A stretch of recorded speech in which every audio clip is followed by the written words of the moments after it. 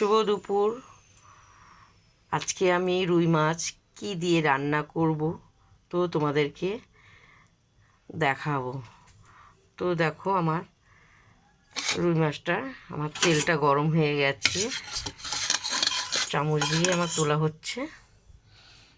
তো দেখো তেলটা আমার গরম হয়ে গেছে, আমি ভাজবো এক এক করে।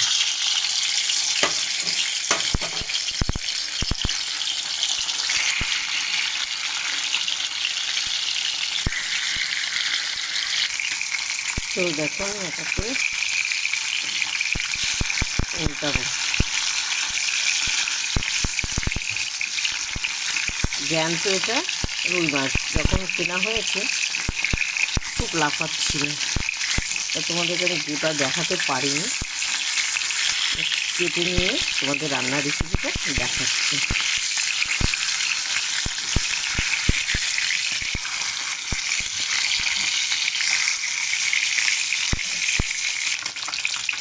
তো দেখো আমার মাছগুলো ভাজা হয়ে গেছে, এক এক করে তুলবো।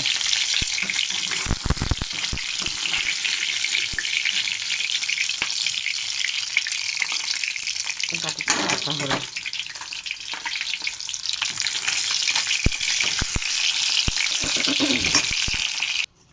তো আমি জিরে ফোড়ন দেওয়া হলো, আর কাঁচকলা দিয়ে রান্না করব। কাঁচকলা আগে থেকে আমি হলুদ মাখিয়ে রেখেছি, কারণ কাঁচকলা হিসেবে কষ তরকারিটা কালো হয়ে যায়, যার জন্য আমি হলুদটা আগে থেকে মাখিয়ে রেখে দিয়েছি। তো দেখো আমি এখন তেলে ছাড়বো এক এক করে। সবসময় তোমার কাঁচকলা আগে হলুদটা মাখিয়ে রেখে দেবে, তাহলে তরকারিটা কালো হবে না বা সাদা কেমন, যতই তুমি সুন্দর করে রান্না করো তরকারির কালারটা অন্যরকম হয়ে যায়। তো আমার আলু কাঁচকলা ভাজা হয়ে গেছে। এরপর স্বাদ মতো নুন, হলুদ, লঙ্কা, জিরে, আদা সব পেস্ট করা আছে দিয়ে দেওয়া হলো।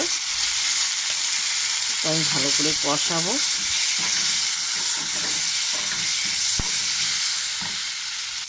তো কষানো হয়ে গেছে, দেখতে পেয়েছো খুব সুন্দর কালারটা এসছে।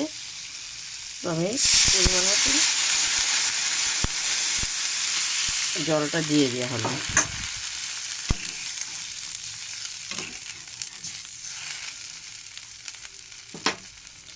ফুটবে, টকবক করে ফুটবে।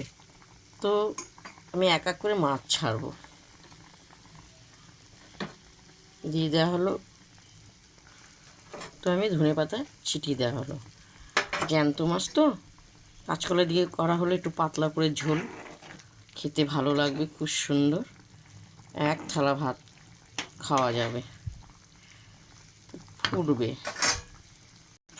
তো একটু মশলা ভাজাটা সুগন্ধর জন্য খুব সুন্দর লাগবে, ছিটিয়ে দেওয়া হলো। তো মশলা ভাজাটা তো আমি সবসময় দেওয়া হয়, জিরে, ধনে, তেজপাতা, একটু শুকনো লঙ্কা দিয়ে ভেজে আমি গুঁড়ো করি। তো তরকারিটা খুব সুন্দর গন্ধ বেরোয়। তোমরা মাংসটাও খেতে পারো, যে কোনো তরকারিতে। তো দেখো এরপর আমি নামাবো। তো প্রথম থেকে লাস্ট তোমাদের রুই মাছ কাঁচকলা আলু দিয়ে রান্নার রেসিপিটা দেখালাম। তো তোমাদের যদি ভালো লাগে দিদির এভাবে পাতলা ঝোল, তো আমাকে লাইক দিও, শেয়ার করো, কমেন্ট করে জানো।